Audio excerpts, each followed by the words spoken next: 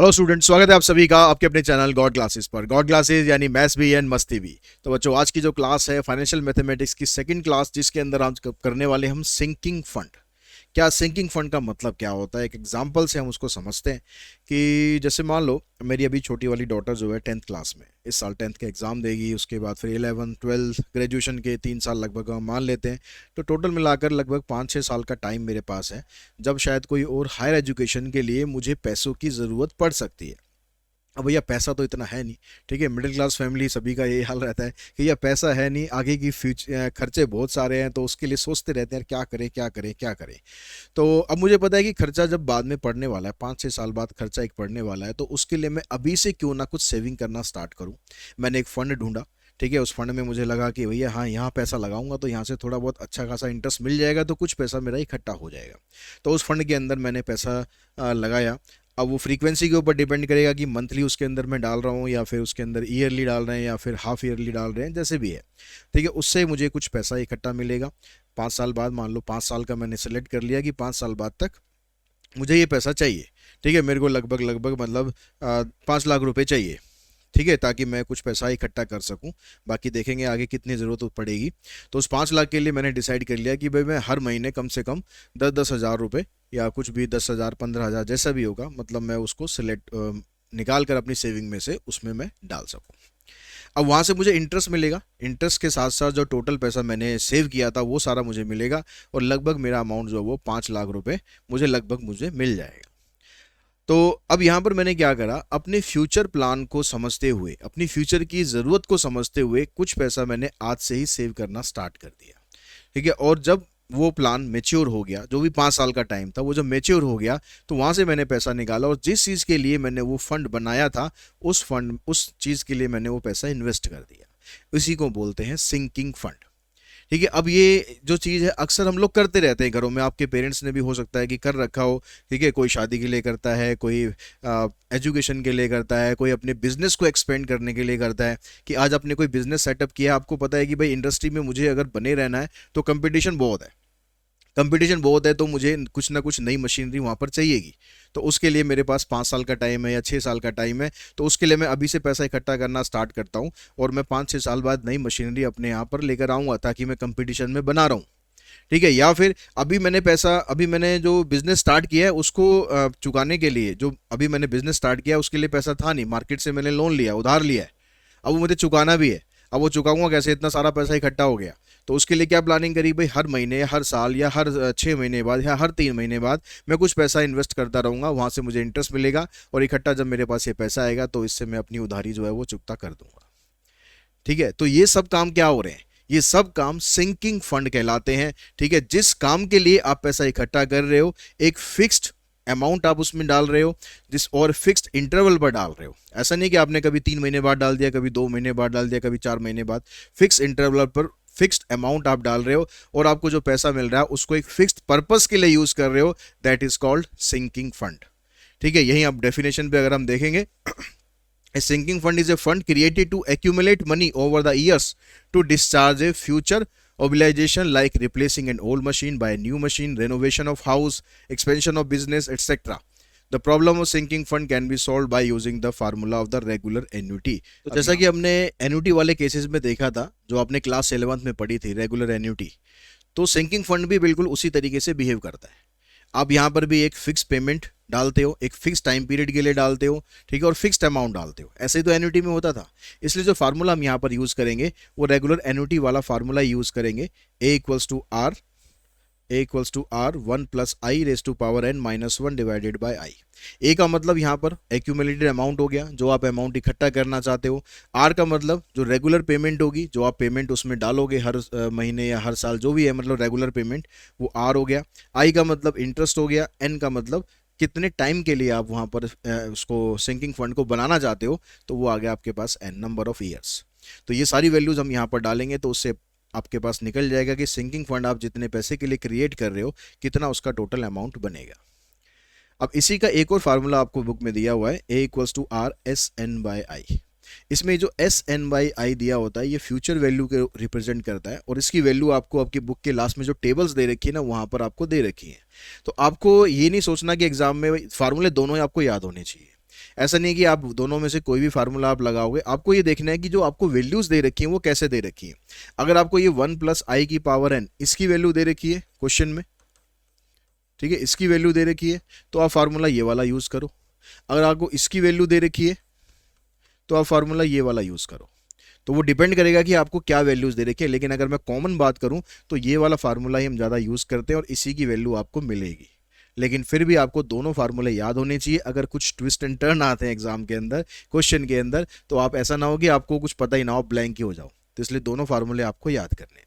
एक फार्मूला ये हो गया। दूसरे फार्मूला अगर हम बात करें, जैसे परपेचुइटी में भी हमने पढ़ा था कि पेमेंट अगर बिगिनिंग में हो जाए, पेमेंट अगर बिगिनिंग में हो जाए तो फार्मूले में थोड़ा सा चेंज आता है। तो सिंकिंग फंड में भी अगर पेमेंट बिगिनिंग में हो जाए, जैसे मान लो आप कोई LIC पॉलिसी लेना चाहते हो अपने फ्यूचर एक्सपेंसेस को ध्यान में रखते हुए, आप ये चाहते हो कि भाई मेरे पास फ्यूचर में, जैसे अभी मान लो अगर मैं अपनी बात करूं तो 45 अगर एज है मेरी, और मैं चाहता हूं कि भाई मैं जब 60 साल का हूं, जब रिटायरमेंट एज पर आ जाऊं, तो कम से कम मेरे पास इतना पैसा इकट्ठा हो जाए ताकि आगे का जो बुढ़ापा है ना वो सही तरीके से निकल जाए। तो कम से कम इतना पैसा मेरे पास इकट्ठा हो जाए।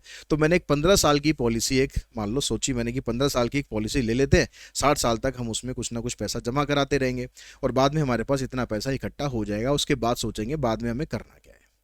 तो अब यहाँ पर क्या होगा, LIC पॉलिसी तो तभी स्टार्ट होगी ना जब मैं पेमेंट पहले कर दूंगा। ऐसा तो नहीं कहेगी LIC भाई आप बाद में पेमेंट देते रहना, आपको इंटरेस्ट हम देते रहेंगे, पेमेंट आप बाद में दे देना, ऐसा तो नहीं होगा। पॉलिसी तभी स्टार्ट होती है, उसी दिन से स्टार्ट होती है जिस दिन आप पेमेंट करते हो, और उसके 1 साल बाद आपकी नेक्स्ट इंस्टॉलमेंट चली जाएगी। तो इस तरीके से मुझे अप टू 60 ईयर्स तक, मुझे अप टू 60 ईयर्स मतलब अगर 15, मैं अगर 45 के हिसाब से करूंगा तो 15 इंस्टॉलमेंट मुझे पे करनी पड़ेगी। तो वो इंस्टॉलमेंट मेरे को पे करनी है। तो उसके लिए जो फार्मूला होगा, जो कितना अमाउंट एक्यूमुलेट हो जाएगा, वो अमाउंट आ जाएगा आपके पास यहाँ पर। इसी फार्मूले के अंदर आपको बस 1 + i इंटू कर देना है, ठीक है। इसी फार्मूले के अंदर आपको 1 + i इंटू में कर देना है। एक पेमेंट आपकी और बढ़ गई है, इन द बिगिनिंग हो रही है। और इस वाले फार्मूले के अंदर क्या चेंज आएगा, यहाँ पर RSN + i हो जाएगा। यहाँ पर n लिखा हुआ है, ऐसे नहीं है फार्मूले में, RSN + 1 बाय i-1, ठीक है। ये फार्मूला इसका बनेगा। तो आपके पास अगर ये फार्मूला दिया हुआ है, इसकी वैल्यू दे रखी है तो ये वाला लगाओ, और इसकी वैल्यू दे रखी है तो फिर आप ये वाला फार्मूला लगाओ, ठीक है। लेकिन अगर फिर वही कॉमन अगर बात करूं तो यही वाला फार्मूला आपका ज़्यादा यूज होगा। क्वेश्चन सिंकिंग फंड के ज़्यादातर इसी तरीके के आते हैं कि पेमेंट हम एंड में करना स्टार्ट करते हैं, ठीक है। तो मैंने आपको दोनों फार्मूले बता दिए हैं, दोनों आपको याद रखने हैं ताकि अगर क्वेश्चन में कुछ चेंज होता है, कुछ क्वेश्चन में ट्विस्ट देना चाहता है एग्जामिनर, तो आप उसके हिसाब से भी अपने आप को रेडी रखें। अब इनके कुछ क्वेश्चंस हम कर लेते हैं, समझ लेते हैं कि कैसे इसके क्वेश्चन अटेम्प्ट करने हैं, वैल्यूज़ कैसे आपको यूज़ कर रही हैं। अच्छा, उससे पहले एक चीज़ और हम डिस्कस कर लेते हैं जो ये भी आपके सिलेबस में दिया हुआ है कि difference between sinking fund and saving account. देखिए, अगर सिंकिंग फंड की जो अब तक हमने बात करी वो भी क्या था कि हमारी सेविंग थी, हमारा पैसा था, हम उसको कहीं पर इन्वेस्ट कर रहे हैं और उससे कुछ इंटरेस्ट कमा रहे हैं। अब जो सेविंग अकाउंट होता है उसमें भी तो यही होता है कि सेविंग अकाउंट के अंदर हम अपना पैसा डालते हैं और वहाँ से हम इंटरेस्ट अर्न करते हैं, ठीक है। इंटरेस्ट डिफरेंट हो सकता है दोनों में, और इसके अलावा क्या डिफरेंस होता है, तो ये कुछ डिफरेंसेस हमने लिखे हुए हैं। देखिए, सिंकिंग फंड के अंदर क्या होता है, ये एक फिक्स्ड टर्म अकाउंट होता है, यानी आप इसको 5 साल के लिए, 10 साल के लिए, 15 साल के लिए, 20 साल के लिए फिक्स्ड होता है। ये ऐसा नहीं कि ये अनलिमिटेड चलता रहेगा। सेविंग अकाउंट में ऐसी कोई बाउंडेशन नहीं होती, आपको जितना मर्जी अपना अकाउंट चलाना है उतना मर्जी अकाउंट चलाओ। बाद में आप कहोगे बैंक से भैया अब मेरे बस के अकाउंट चलाना नहीं है, टाटा बाय बाय, या मैं दूसरे बैंक अकाउंट में खुलवा रहा हूँ, दूसरे बैंक में खुलवा रहा हूँ, वो आपकी अपनी मर्जी है। दूसरा डिफरेंस क्या है, it is setup for a particular upcoming expenses, ये आने वाले किसी अपकमिंग एक्सपेंसेस के लिए हम इकट्ठा करते हैं। सेविंग में ऐसा कुछ नहीं होता, इसका कोई स्पेसिफिक पर्पस नहीं होता, ठीक है। आप जिस मर्जी पर्पस के लिए आप पैसा इस्तेमाल कर सकते हो। In sinking fund a fixed amount at a regular interval is deposit. Sinking fund के अंदर एक फिक्स्ड अमाउंट रेगुलर इंटरवल पर आप सबमिट करते हो, यानी अगर 3 महीने का टर्म अगर डिसाइड कर दिया तो हर 3 महीने बाद आपको फिक्स्ड पेमेंट ही करनी है। ये नहीं है कि कहीं कभी कम कर दी, कभी ज़्यादा कर दी, आज पैसे ज़्यादा आ गए, आज पैसे कम है, ऐसा नहीं होगा। सेविंग अकाउंट में ऐसा चलता है, आप कभी भी कर दो, जब आपके पास लगे कि हाँ पैसा आपके पास सरप्लस आ गया है तो आप उठा के बैंक में जमा कर दो ताकि वहाँ से थोड़ा सा इंटरेस्ट आपको मिलता रहे। It can be use only for the purpose it was created. इसको उसी पर्पस के लिए इस्तेमाल किया जाता है जिस पर्पस के लिए आप इसे बनाते हो। ऐसा नहीं कि हमने फंड तो इकट्ठा किया एजुकेशन के लिए, लगा रहे मैरिज में, फिर वो सिंकिंग फंड नहीं कहलाएगा। हालांकि पैसा आपका है, यूज आप कर सकते हो, लेकिन वो सिंकिंग फंड की कैटेगरी में नहीं आएगा।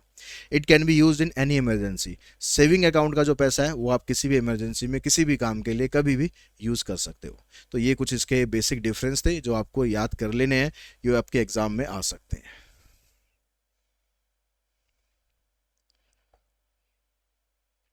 तो एक्सरसाइज 12.2 स्टार्ट करते हैं, जिसमें सिंकिंग फंड के क्वेश्चंस हैं। आपकी बुक के अंदर ये जो वैल्यूज मैंने लिखी हुई हैं, ये वैल्यूज नहीं दे रखी है, आप नोट कर सकते हो। ये वैल्यूज अपनी बुक में आप लिख सकते हो, क्योंकि एग्जाम में ये वैल्यूज आपको मिलेंगी।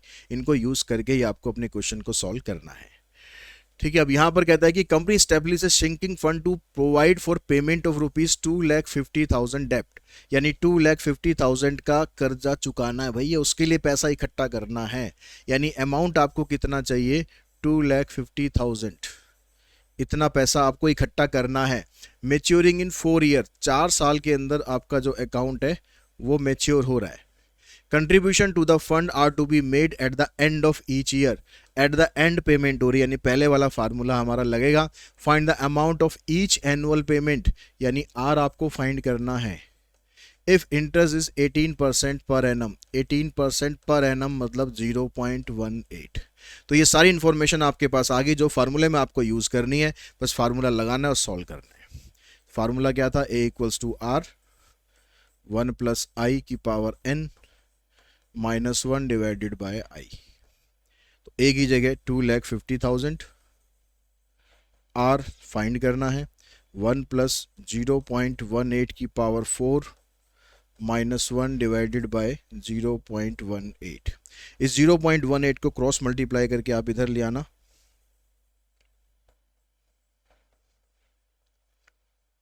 यहां पर आ जाएगा 1.18 की पावर 4 माइनस 1। इसको इससे आप मल्टीप्लाई करोगे तो 18 5 जा 90, 18 2 जा 36, 36 और 9, 36 और 9 45, और 2 जीरो और लगाई। उसके बाद डेसिमल के बाद 2 जीरो आएंगे, तो उसको आप लिखो या मत लिखो।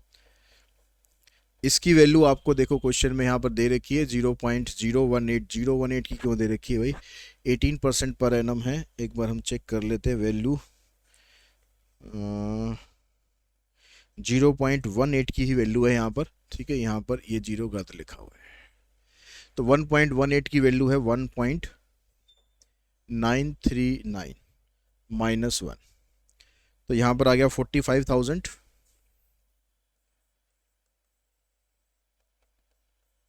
और इसमें से इसको माइनस करेंगे तो 0.939, इसको आप इधर लेकर आना, और 0.939 से आप इसको डिवाइड करेंगे, यहाँ डेसिमल हटा देना। जितना इसको छोटा कर सकते हो, जितना रिड्यूस कर सकते हो उतना रिड्यूस करना है इसको। जैसे 3 से हम इसको काट सकते हैं, 3 3 जा 9, 3 1 जा 3, 3 3 जा 9, 15 3 जा 45। तो ये बन गया आपके पास 1 5 1 2 3 4 5 6 डिवाइडेड बाय 313। और रिड्यूस हो सकता है, और रिड्यूस करो, मतलब जितना रिड्यूस कर सकते हो उतना रिड्यूस करो, क्योंकि इस क्वेश्चन में यहीं पर ही आपको जो भी टाइम लगना है वो लगना है। बाकी इस फार्मूले में कहीं भी आपको 2-3 क्वेश्चन करोगे ना, आपको कहीं कोई टाइम लगेगा नहीं। ठीक है, अब इसको अगर हम डिवाइड करेंगे तो डिवाइड करने के बाद आपके पास जो इसकी वैल्यू आ रही है वो आ जाएगी 47923, 47923.53। ठीक है, इसको बस आपको डिवीजन करना है, मैं डिवीजन वगैरह यहाँ पर नहीं कर रहा हूँ, ये आपका आंसर आ जाएगा। इतनी पेमेंट आपको रेगुलर इंटरवल ऑफ टाइम पर यहाँ पर सबमिट करनी है।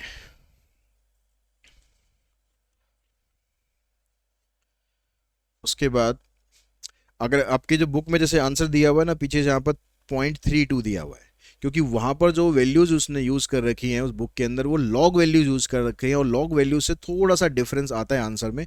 तो डेसिमल में अगर थोड़ा बहुत डिफरेंस आ रहा है तो कोई बात नहीं, हमें वैल्यू यही यूज़ करनी है जो हमें क्वेश्चन में यहाँ पर दी होगी, उसके हिसाब से ही आपको आंसर निकालना है। ठीक है, अब वो आंसर चाहे डेसिमल में थोड़ा सा डिफरेंस आए या ना आए, लेकिन हमें वैल्यू यही यूज़ करनी पड़ेगी जो हमें यहाँ पर दे रखी होंगी। और उसके बाद नेक्स्ट क्वेश्चन पे चलते हैं। ठीक है, इसी टाइप की क्वेश्चन है ज़्यादातर। यहाँ पर भी कहता है कि person has set up a sinking fund so that he can accumulate ₹1,00,000 in 10 year, यानी इतना पैसा उसे एक्यूमुलेट करना है। तो ए आपको दे दिया 1,00,000 और टाइम आपको दे दिया 10 साल। His children higher education, how much amount should he deposit, यानी कितना अमाउंट उसे डिपॉजिट करना चाहिए, आर फाइंड करना है।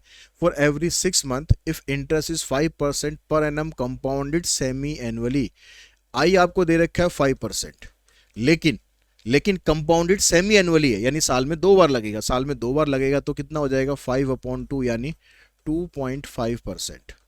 तो 2.5% का परसेंटेज हटाओगे तो 0.025। और यहाँ पर आपको ज़्यादा कुछ सोचने की जरूरत नहीं पड़ेगी, कुछ कैलकुलेट करने की जरूरत नहीं पड़ेगी। ये जो आएगा ना आपका आई वो यहाँ पर दे रखा होगा, ठीक है, और जो टाइम आएगा यहाँ पर ये आपको यहाँ पर दे रखा होगा। अब यहाँ पर टाइम 20 क्यों हो रहा है, क्योंकि हर 6 महीने बाद हो रहा है, तो हर 6 महीने बाद का एन का मतलब होगा इसका आप डबल कर देंगे तो ये हो जाएगा 20। तो यहां से आपको पता चल जाएगा आपका एन कितना आना चाहिए, आई कितना आना चाहिए, क्योंकि जो वैल्यूज यहाँ पर दे रखी होंगी वो उसी के हिसाब से दे रखी होंगी। अब फार्मूला लगा दो फिर से, ए की जगह आपने 1 लाख रखना है, आर निकालना है 1 + i raise to power n -1 divided by I. इस 0.025 को यहाँ लाके इससे मल्टीप्लाई करेंगे तो 25 आ जाएगा। डेसिमल के बाद 3 डिजिट है तो 1 2 3 जीरो छोड़ दो, यानी 2 जीरो यहाँ पर बच गई। इसकी जो वैल्यू है 1.025 की पावर 20, इसकी वैल्यू है 1.637 -1, तो इसको माइनस करेंगे आ जाएगा 0.637। इसको यहाँ लाके डिवाइड करना तो आर आ जाएगा आपका 2500 डिवाइडेड बाय 0.637। इसका डेसिमल हटाकर, अब यहाँ से कुछ मेरे ख्याल कटेगा नहीं तो आप इसको डिवाइड कर देना। इसको डिवाइड करके आपके पास आंसर बन जाएगा 3924.64।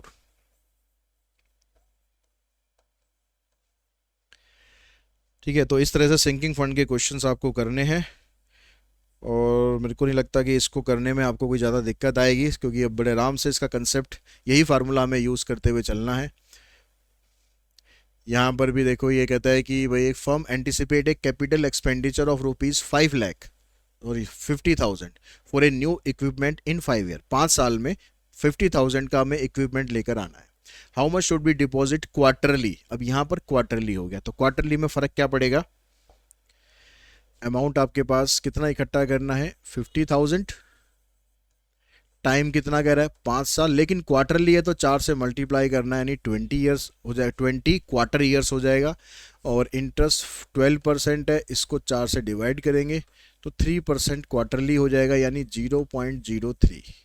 देखो यहाँ पर 0.03 आ गया, इधर भी आ गया, ये 20 है, यहाँ भी 20 आ गया। आर आपको फाइंड करना है तो फिर से फार्मूला वही, ए की जगह 50,000, आर फाइंड करना है 1 + i 0.03 की पावर 20 -1 डिवाइडेड बाय 0.03।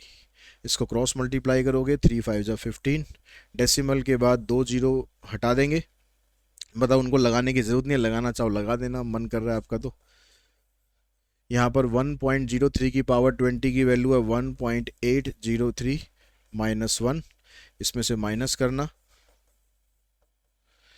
तो आ जाएगा 0.0803।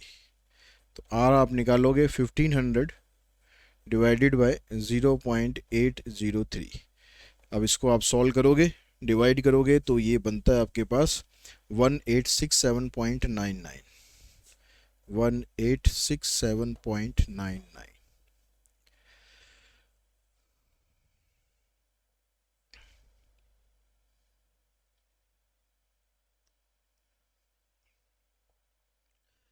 नेक्स्ट क्वेश्चन में कहता है कि एक मशीन कॉस्ट ए कंपनी ₹5,25,000। एक मशीन है, कंपनी को 5,25,000 की पड़ती है and it's effective life is estimated to be 20 years, और उसकी जो लाइफ है ना लगभग 20 साल है। A sinking fund is created for replacing the machine at the end of its life time, उसकी लाइफ टाइम के बाद हमें उस मशीन को रिप्लेस करना है। When its scrap realizes sum of ₹25,000 only, और उससे हमें उसकी स्क्रैप वैल्यू 25,000 रुपीज़ मिल जाएगी, यानी 5,25,000 की जो मशीन है 20 साल बाद उसकी वैल्यू हमें 25,000 मिल जाएगी। Calculate what amount should be provided every year out of profit for the sinking fund if it's accumulate an interest of 5% per annum. अब हमें कितना मतलब अमाउंट वहाँ पर डिपॉजिट करना चाहिए अपने प्रॉफिट में से ताकि हम ये पैसा इकट्ठा कर सकें। अब हमें ये पता है कि जो 20 साल बाद मशीन खरीदनी है ना, वो 5,25,000 की मशीन है। अभी जो हमारे पास मशीन है उसकी लाइफ टाइम लगभग हमारे पास 20 साल की है। ठीक है, तो हमें अब अमाउंट कितना एक्यूमुलेट करना है? हमें अमाउंट तो एक एक्यूमुलेट इतना ही करना है 5,25,000, क्योंकि हमें मशीन ये रिप्लेस करनी है। लेकिन जो मशीन हमारे पास एग्जिस्टिंग है उसकी स्क्रैप वैल्यू हमें 25,000 रुपीज मिल रही है। तो यानी एक तरह से 25,000 तो आपके पास ऑलरेडी जमा ही है, उसके लिए आपको इकट्ठा और तो नहीं करना ना, वो तो आपके पास एज ए मशीन वो आपके पास ऑलरेडी सबमिट है, तो वो आपको इकट्ठा नहीं करना। आपको इकट्ठा कितना करना है? सिर्फ 5 लाख इकट्ठा करना है। ठीक है, 5,25,000 की जो कॉस्ट होगी उसमें से जो पुरानी मशीन है उसकी स्क्रैप वैल्यू हम माइनस कर देंगे। तो ये आपके पास एक्यूमुलेटेड अमाउंट आ गया। टाइम आपको दे रखा है 20 ईयर्स का और आई आपको दे रखा है 5%। और आपको आर इसका फाइंड करना है, तो 5 लाख यहां रखेंगे। आर 1 प्लस 0.05 की पावर 20 माइनस 1 डिवाइडेड बाय 0.05। इसको इससे मल्टीप्लाई करो, 5 5 25, 2 डिजिट है यहाँ पर तो 2 जीरो छोड़ दो। इसका जो वैल्यू आपके पास 2.6533 है।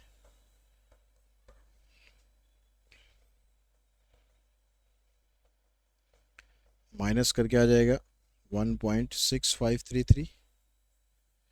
इसको यहाँ लाके आप डिवाइड करना,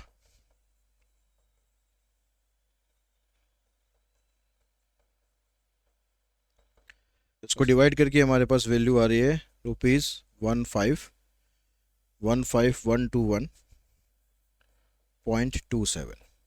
अब आप बुक में देखोगे तो ये आंसर आपको थोड़ा सा डिफरेंट दिखाई देगा।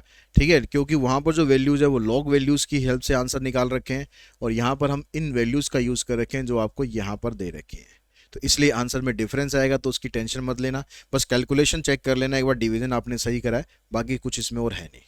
तो आंसर में थोड़ा बहुत डिफरेंस आएगा, कोई दिक्कत नहीं है। उसके बाद नेक्स्ट अगर क्वेश्चन पे चलते हैं हम, क्वेश्चन नंबर हमारे पास 5। इसी तरह का एक क्वेश्चन है ये भी। इसमें भी एक मशीन आपको कंपनी को यूज़ करनी है जिसकी एस्टिमेटेड लाइफ 15 ईयर्स है। At that time a new machine would cost ₹7500, और 15 साल के बाद जो मशीन होगी उसकी जो कॉस्ट है वो 75,000 होगी। And the scrap of the old machine would yield ₹9600 only. A sinking fund is created for replacing the machine at the end of its life. What sum should be retained by the company at the end of every year to accumulate at 6% per annum? तो सारा question बस वही है, language थोड़ा सा बदल दी है। N आपको यहाँ पर 15 दिया हुआ है। जो एक्यूमुलेटेड अमाउंट है वो कह रहा है कि 75,000 की मशीन है, लेकिन जो पुरानी मशीन हमारे पास है उससे हमें इतनी स्क्रैप वैल्यू मिलेगी। तो इसको आप माइनस कर देंगे। ठीक है, 0 0 10 माइनस 6 4 14 माइनस 9 5, इतना पैसा हमें एक्यूमुलेट करना है।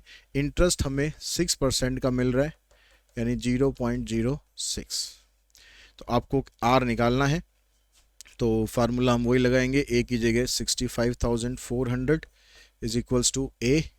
ए आपके पास कितना है? ए तो ये हो गया आर 1 प्लस आई 0.06, इसकी पावर 15 माइनस 1 डिवाइडेड बाय 0.06। इसको आप इससे मल्टीप्लाई करोगे, 6 4 जा 24, 6 5 जा 30, 32, 36 और 3 39। डेसिमल के बाद 2 जीरो आनी थी, उनको छोड़ दो। आर 1.06 की पावर 15 माइनस 1।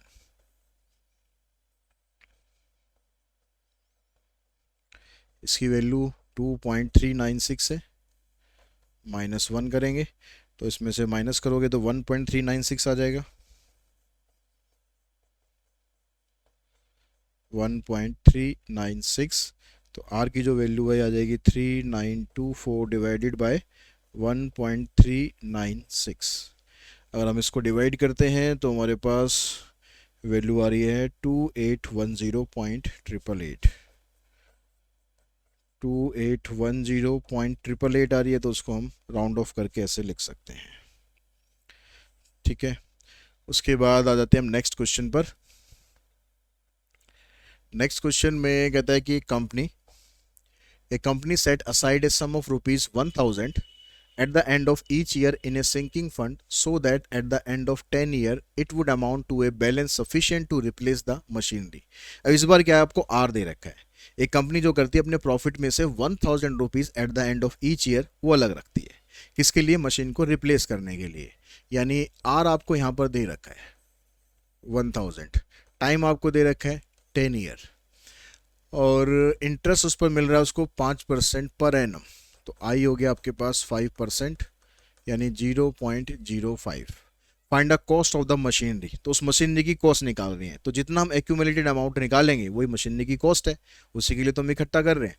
यानी इसमें आपको ए निकालना है। तो फार्मूला आपके पास ये होता है, तो आर की जगह आपको रखना है 1000, 1 प्लस 0.05 की पावर 10 माइनस 1 डिवाइडेड बाय 0.05। इसका डेसिमल आप हटाकर ऊपर 100 कर दो, नीचे 5 कर दो। इसकी जो वैल्यू आपके पास 1.629 माइनस 1, 5 से इसको कैंसिल कर देते हैं। तो यहाँ तो आ गया 20,000 इंटू में 0.629, 2 से आप इसको मल्टीप्लाई करो, डेसिमल के बाद ये आ जाएगा तो 12,580 रुपीज़। ठीक है, तो ये आपके पास उस मशीन की टोटल वैल्यू आ जाएगी जो आपको 10 साल बाद खरीदनी है। उसके बाद चलते हैं हम नेक्स्ट क्वेश्चन पर। नेक्स्ट क्वेश्चन में कहता है कि 10 years ago mister Mehra set up a sinking fund to save for his daughter higher studies. 10 साल पहले मिस्टर मेहरा ने एक सिंकिंग फंड सेव करना है अपनी डॉटर की एजुकेशन के लिए। Eight the end of 10 year he received an amount of rupees this. तो 10 साल के बाद उन्हें इतना अमाउंट मिला, तो यानी टोटल एक्यूमुलेटेड अमाउंट हो गया ये। तो what amount did he put in the sinking fund at the end of every 6 month for the tenure. Tenure कितना था, 10 साल, लेकिन हर 6 महीने में हो रहा है। तो 10 को आप मल्टीप्लाई कर देंगे 2 से, 20 हो जाएगा। विच paid him 5% per annum compounded semi annually. Interest 5% पूरे साल का है, तो 6 महीने का कितना हो जाएगा, 2 से डिवाइड कर देंगे, यानी 2.5%, यानी 0.025। तो आपको यही बताना है कि वो कितना पैसा कंट्रीब्यूट करते थे उस फंड में, यानी यहाँ पर भी आर निकालना है। और ये जो क्वेश्चन है ये आपका सीबीएसई सैम्पल पेपर का क्वेश्चन है ये। ठीक है, सीबीएसई सैम्पल पेपर का क्वेश्चन है, तो उसमें इस साल का नहीं, पिछले सालों के जो सैम्पल पेपर हैं, ए की जगह आपने ये पुट करना है, आर आपको फाइंड करना है 1 plus i 0.025 raise to power 20 minus 1 divided by 0.025। इसको आपने इससे क्रॉस मल्टीप्लाई करना है, तो ये 0 आ गई, 25 6 जा 150, बचे 15, 25 7 जा 175, तो 175 के अंदर 15 ऐड करोगे 190, बचा 19, 25 प्लस में 19 44, 4 बच गया, 25 2 जा 50 प्लस 4 5 बच गया, 5 इधर आ गया, 25 1 जा 25। ठीक है, डेसिमल 3 प्लेस के बाद लगना, इधर आ गया हमारा डेसिमल। इसकी जो वैल्यू है ये आपके पास होगी 1.6386 माइनस 1, तो 25544 is equals to R into 0.6386। तो आर की वैल्यू आ जाएगी 25544 डिवाइडेड बाय 0.6386। और इसको अगर आप डिवाइड करोगे तो ये आपके पास बना कितना, ये आपके पास बन गया 40,000।